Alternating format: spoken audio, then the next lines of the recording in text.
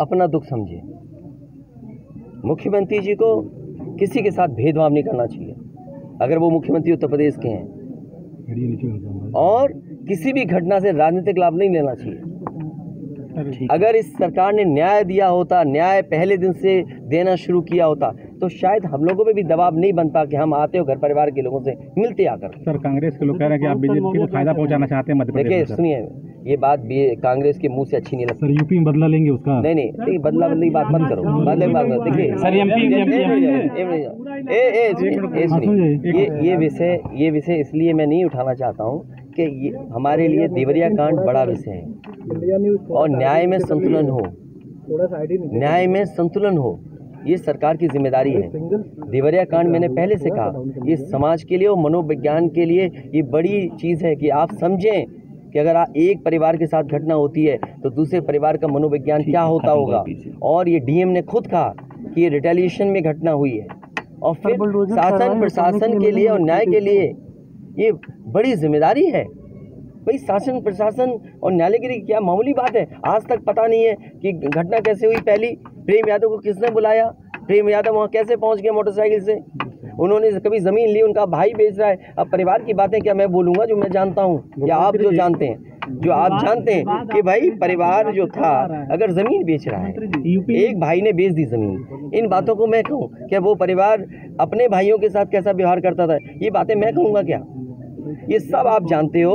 इसलिए मैं आपसे भी उम्मीद करता हूँ लोकतंत्र तभी मजबूत होगा जब न्याय मिलेगा, और न्याय की भावना होती सरकार की तो खेतों में इतना कार्यकर्ता नेता नहीं दिखाई देता।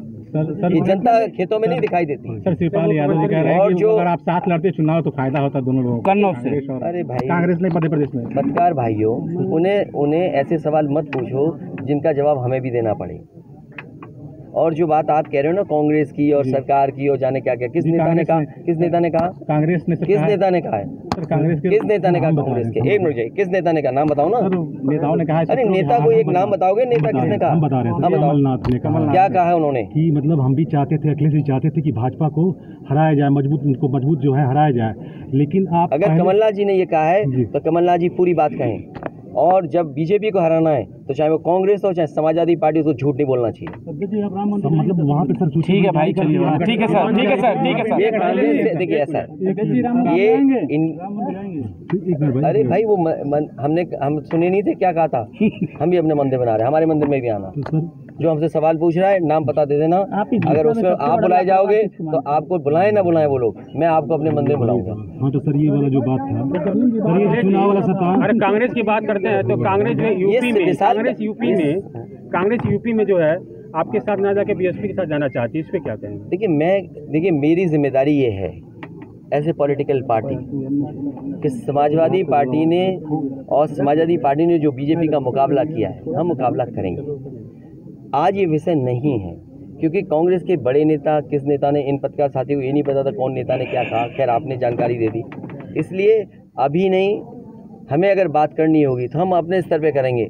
जहां इंडिया गठबंधन में 3 बार बैठे आप पटना में बैठे, बेंगलोर में बैठे, जिन नेताओं की आप बात कर रहे थे क्या उस गठबंधन में बैठे तो उस टेबल पे थे कि कहीं? ये बात बोल दूंगा तो कहोगे मैं अलग बात कर रहा हूँ। आप मुझे बताओ, इंडिया गठबंधन में जो बातें हुई, क्या मैंने कभी कहा जो बात पटना में हुई होगी, जो बात बेंगलोर में हुई होगी, जो बात मुंबई में हुई होगी, तो क्या बातें हुई होंगी? हम सब बीजेपी को हराना चाहते हैं, और बीजेपी को इसलिए नहीं हराना चाहते हैं कि बीजेपी देश बर्बाद कर रही है। वोट नहीं डाल पाएंगे आप। आज तो आप लिए यूट्यूब लिए घूम रहे हैं, बीजेपी दोबारा आ गई तो फिर समझ लेना बीजेपी का यूट्यूब होगा।